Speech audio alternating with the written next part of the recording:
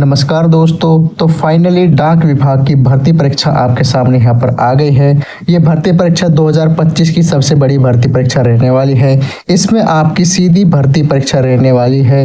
यहाँ पर आपका काम क्या रहने वाला है, अगर हम उसकी बात करें तो आपका यहाँ पर एज ए पोस्टमैन की तरह काम रहने वाला है। यानी कि जो भी आपके यहाँ पर जो भी डाक आएंगे, जो पोस्ट्स आएंगे, उनको आपको सीधे उनके यहाँ पर अपने घर तक पहुँचाना होगा। तो सिंपल सा आपका यहाँ पर काम रहने वाला है। बहुत ही अच्छी ये आपकी एक जॉब रहने वाली है गवर्नमेंट की तरफ से। यहाँ पर अगर हम बात करें कि कितनी इसमें जॉब्स निकली हैं, कितनी वैकेंसी निकली है, तो कंप्लीट जो डिटेल है वो आज की इस वीडियो में हम यहाँ पर जानने वाले हैं। साथ ही आपको कुछ नए बदलाव भी देखने को मिलेंगे कि किस तरह से आपको यहाँ पर परीक्षा में बदलाव है, किस तरह से इंटरव्यू में बदलाव है, कितनी वैकेंसी रहने वाली है और कौन कौन से आपके यहाँ पर किस एज में आप यहाँ पर एलिजिबल हो। तो जो कंप्लीट जो डिटेल है वो आज की इस वीडियो में आपके साथ शेयर करने वाला हूँ कि क्या आप यहाँ पर इस जॉब को देने के लिए एलिजिबल हैं या फिर आप इस जॉब को देने के लिए एलिजिबल नहीं हैं। तो कंप्लीट जो डिटेल है आज की इस वीडियो में आपके सामने यहाँ पर बताने वाला हूँ। साथ ही आप यहाँ पर इसी तरह की गवर्नमेंट जॉब की वेबसाइट्स की अपडेट लेने के लिए आप मेरे चैनल को यहाँ पर सब्सक्राइब कर सकते हैं। तो फिर चलिए दोस्तों, फिर मिलते हैं कि इसका ऑफिशियली नोटिफिकेशन क्या आया है और किस तरह से हमें यहाँ पर अप्लाई करना है। तो दोस्तों, जैसा कि आप स्क्रीन पर देख सकते हो कि आपके यहाँ पर पोस्ट ऑफिस में रिक्वायरमेंट है 2025 की, जिसमें वैकेंसी के अगर मैं नाम बात करूं तो आपके यहाँ पर डाक विभाग की भर्तियां निकली हुई हैं। और ऑर्गेनाइजेशन की अगर मैं बात करूं तो आपके यहाँ पर इंडिया पोस्ट यानी कि पोस्ट ऑफिस की तरफ से, इंडिया के जो पोस्ट ऑफिस है उसकी तरफ से ये जो भर्ती परीक्षाएं हैं वो यहाँ पर आपकी निकाली हुई हैं। पोस्ट के अगर मैं नाम बात करूँ तो आपके यहाँ पर पोस्टमैन की जॉब रहने वाली है, मेल गार्ड की जॉब क्या रहने वाली है और पीए और एसए की आपके यहाँ पर जॉब रहने वाली है। टोटल अगर मैं पोस्ट की बात करूं कितनी पोस्ट आपके यहाँ पर रहने वाली हैं, तो आपके यहाँ पर 48,500 आपके यहाँ पर पोस्ट रहने वाली हैं। साथ ही अगर ये पोस्ट बढ़ाई जाएंगी घटाई जाएंगी तो इससे जो नोटिफिकेशंस है वो भी मैं इस चैनल पर आपके लिए लेकर के आता रहूँगा। अप्लाई मोड की अगर मैं बात करूँ तो यहाँ पर अप्लाई मोड आपका यहाँ पर कम्प्लीटली ऑनलाइन रहने वाला है।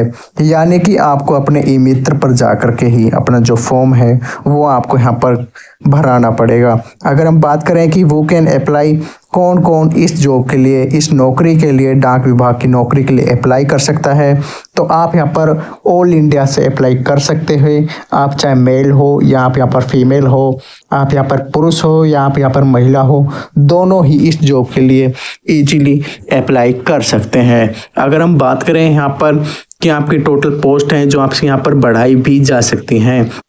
आपको इस जॉब के लिए जीडीएस भर्ती का चयन प्रक्रिया होने वाली है, जिसमें पारदर्शी और मेरिट बेस पर आप यहाँ पर चयन किया जाएगा। यानी कि आपका सिलेक्शन होगा जो आपका यहाँ पर वो आपके यहाँ पर ग्रेड के बेस पर किया जाएगा। आपके यहाँ पर मार्कशीट में कितने नंबर हैं या फिर आपके यहाँ पर मेरिट बेस पर आपको यहाँ पर लिया जाएगा।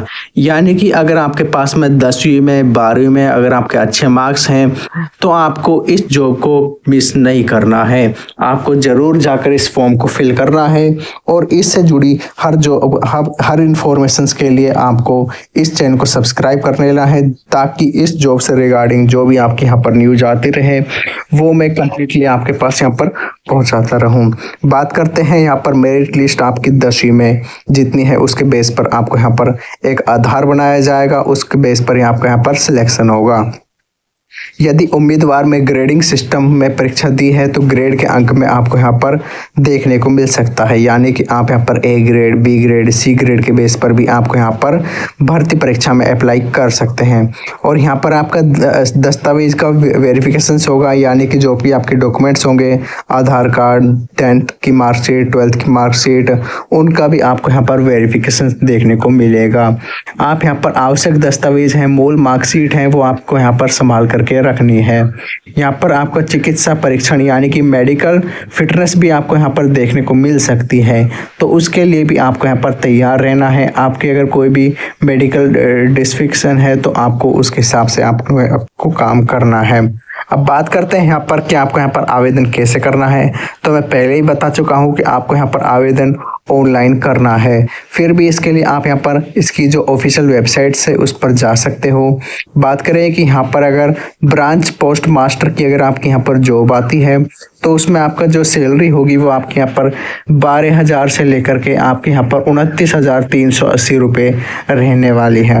यहाँ पर अगर हम बात करें कि सहायक ब्रांच पोस्टमैन और डाक सेवक की अगर हम यहाँ पर जॉब की बात करें, नौकरी की बात करें, तो आपकी सैलरी यहाँ पर 10,000 से 24,470 रुपये रहने वाली है।